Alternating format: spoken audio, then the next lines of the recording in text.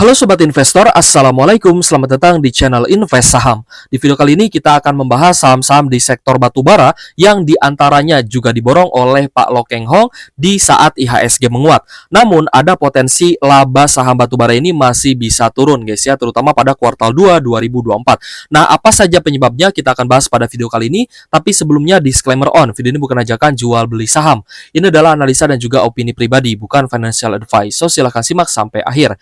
IHSG hari ini ditutup menguat ya 1,34% di level 7.321 dan kita lihat juga memang ada inflow yang cukup besar dari investor asing. Hari ini asing tercatat net buy 1,15 triliun. Terutama untuk saham-saham big banks hari ini mengalami penguatan guys ya. Ada Bank Mandiri, BBCA dan juga BBRI. Lalu ada BBNI juga yang hari ini memang rata-rata ya untuk saham big banks mengalami penguatan dan ada inflow, kecuali saham BBNI yang masih tercatat adanya net sell. Sedangkan untuk BBCA, BRI dan juga Bank Mandiri ada net buy yang cukup besar dari investor asing. Nah, tapi dengan penguatan IHSG hari ini bukan hanya saham big bank saja yang mengalami penguatan, tapi ternyata saham di sektor lain seperti saham batubara juga ikut melonjak tinggi ya guys ya. Nanti kita akan bahas beberapa saham sektor batubara, ada PTBA, Adro, Gems dan juga ABM Investama. Kita akan coba bandingkan ya, saham mana sih yang berpotensi bisa naik lagi ke level yang lebih tinggi. Yang pertama kita akan bahas terlebih dahulu terkait dengan Pak Loh Keng Hong yang ternyata masih tancap gas memborong lagi saham ABM Investama dengan kode saham ABMM. Investor kawakan Loh Keng Hong terpantau kembali memborong saham emiten batubara PT ABM Investama Tbk dengan kode ABMM.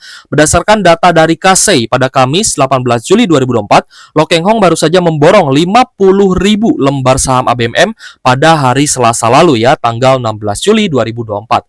Alhasil setelah transaksinya jumlah yang dipegang beliau naik menjadi 39,47 juta lembar atau setara dengan 5,07%. Jadi totalnya 139,47 juta lembar saham. Jadi kepemilikan Pak Loh Keng Hong juga mengalami kenaikan dari sisi persentase yang menjadi 5%-an. Aksi borong membuat Pak Loh Keng Hong makin kokoh di posisi 3 besar pemegang saham ABMM. Di bawah PT Tiara Marga Trakindo dan juga PT Vale Verde ya guys ya. Jadi siapa nih yang bercita-cita menggeser Pak Loh Keng Hong di posisi ketiga? Boleh tulis pendapatnya di kolom komentar guys ya. Tapi saya yakin teman-teman investor pun punya saham batubara favoritnya. Entah itu BSSR, entah itu Adro, PTBA, Gems, ITMG, UNTR ya guys ya, banyak saham batubara yang rajin sekali membagikan dividen dan bahkan kita pun bisa melihat ya guys ya bahwa saham-saham ini cukup yakin dengan kinerja dan prospek bisnis untuk kedepannya. Nah, tapi ada potensi pada kuartal 2 2024 ini laba saham di sektor batubara ini masih akan tertekan ya guys ya. Jika kita lihat di kuartal 1 2024 lalu juga rata-rata saham batubara ini labanya mengalami penurunan. Nah, di sini kita akan lihat ya apa saja sih penyebab ya pada kuartal 2 ini kita prediksikan bahwa laba batubara ini akan masih tertekan. Datanya dari BPS, di mana BPS ini mengungkap ya adanya pemicu ekspor batubara turun pada bulan Juni. Ya di sini kita lihat datanya dari BPS melaporkan nilai ekspor batubara Indonesia tercatat sebesar 2,49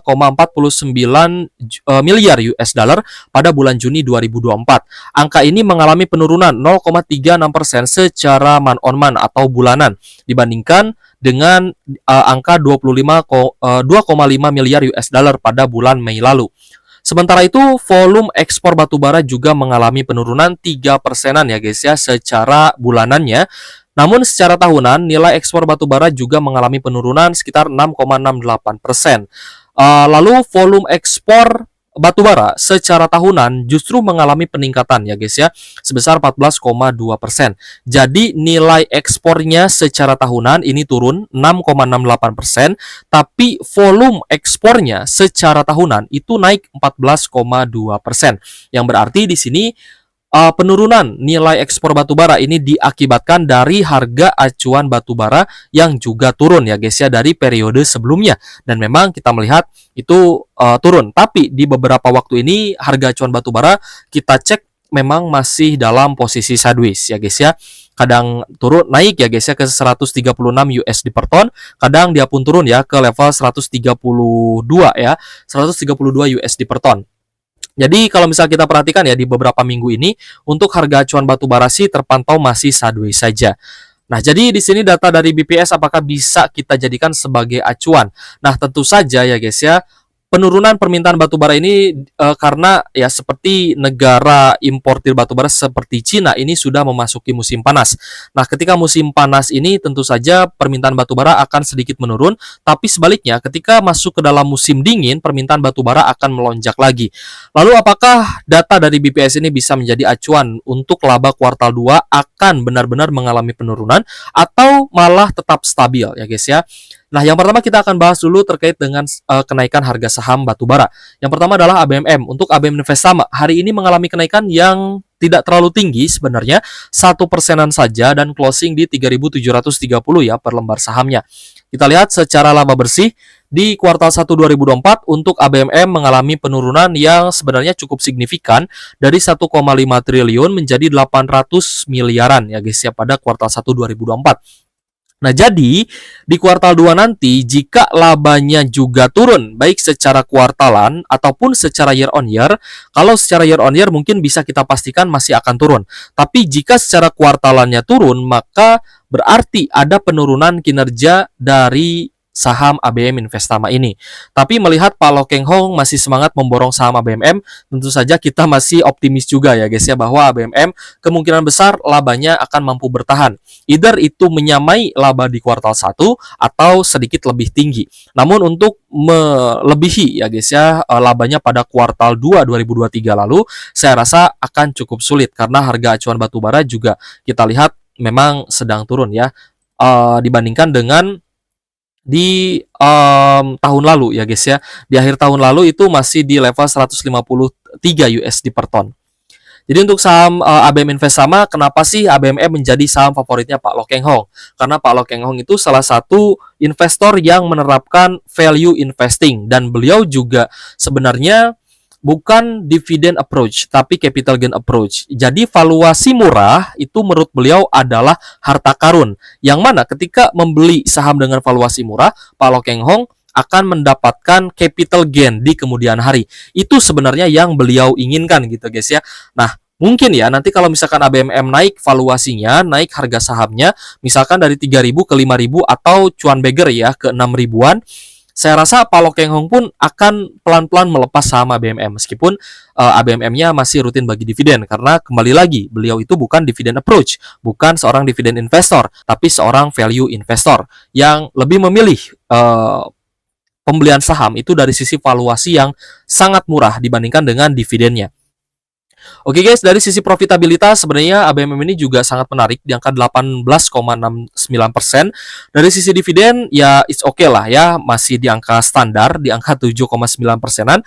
Namun dari ROE ya ini sangat menarik di angka 28,6%. Jadi saya rasa rasio-rasio fundamental ini menunjukkan ya bahwa Pak Lo Keng Hong sangat menyukai saham ABMM meskipun dari sisi liabilitas sangat tinggi atau hutangnya sangat tinggi.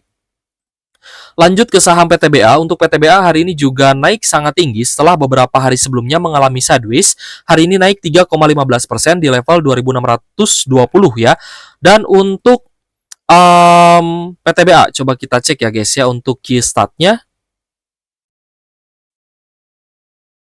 Agak sedikit nge-lag ya guys ya. Nah, kita ke PTBA dulu ya. Kita tunggu dulu aja. Untuk PTBA juga sama sebenarnya ya, laba bersih pada kuartal satunya mengalami penurunan dan koreksi yang sebenarnya juga mirip-mirip ya dengan ABMM, di mana ABMM turun dari 1,5 triliun menjadi 800 miliar, untuk PTBA juga turun dari 1,1 triliun menjadi 791 miliaran. Jadi sebenarnya 11-12 ya dengan ABMM. Nah, namun kita cek dari sisi liabilitas untuk untuk PTBA ini jauh lebih rendah ya guys ya dibandingkan ekuitasnya. Jadi masih di bawah 100% untuk hutang dari PTBA ini. PE ratio di angka 9 kali dengan PBV 1,35 kali, tentu saja lebih mahal dibandingkan ABMM. Tapi dari sisi NPM-nya juga masih kalah jauh oleh ABMM, di mana NPM PTBA di angka 8% saja. Tapi dividen yield-nya sangat tinggi, 15,18%. Dan tentu saja PTBA juga masih menjadi primadona ya untuk kawan-kawan investor ataupun dividen investing yang memilih saham PTBA karena dividennya yang sangat tinggi. Tapi jika labanya turun, maka dividennya juga berpotensi akan turun ya guys ya. Lalu kita cek return on equity di angka 25% juga masih sangat menarik. Jadi yang menjadi menarik dari saham PTBA adalah ini adalah saham energi dari BUMN di mana dividennya juga cukup tinggi dan hutangnya masih aman gitu guys ya. Makanya banyak sekali teman-teman investor yang juga masih memegang saham PTBA. Kita coba cek dulu untuk ADRO ya guys ya. Untuk ADRO hari ini naik sangat tinggi 4,48% di level 3030 per lembar saham ya. Untuk ADRO labanya juga ada sedikit penurunan dari 6,8 triliun menjadi 5,9 triliun ya. Jika kita bandingkan dengan penurunan laba PTBA dan ABMM, untuk laba ADRO ini jauh lebih rendah gitu guys ya. Meskipun ya sama-sama turun, tapi turunnya tidak sedalam PTBA dan ABMM. Dari sisi valuasi juga sebenarnya masih sangat murah. P/E ratio di angka 4 kali dengan PBV 0,86 kali. Lalu profitabilitasnya juga tinggi 25% dengan dividen yield 21% di harga saat ini guys ya. Lalu return on equity di angka 21%, tentunya rasio fundamental dari ADRO ini bisa kita bandingkan juga dengan saham PTBA, yang mana membuat ADRO sebenarnya jauh lebih menarik dibandingkan saham PTBA. Dan ADRO pun ya guys ya, dari sisi ownership memang pemiliknya ini Bapak Garibaldi Thohir selalu melakukan aksi buyback ya guys ya, karena sangat yakin lah dengan saham ADRO. Apalagi ADRO juga melakukan diversifikasi bisnis ya ke EBT, baik itu pembangkit listrik tenaga bayu, pembangkit listrik tenaga surya, dan juga tenaga hidro. Lanjut ke saham GEMS, salah satu saham batubara yang dimiliki juga oleh PT ABM Investama. Jadi ketika GEMS bagi dividen, maka juga akan memberikan dividennya ke PT ABMM ya guys ya, ke emitennya Pak Lokeng Hong. Nah, jadi GEMS juga hari ini mengalami kenaikan yang sangat tinggi 6,93% di level 8.100. Untuk laba dari GEMS juga memang mengalami penurunan dari 3,4 triliun menjadi 2,7 triliun.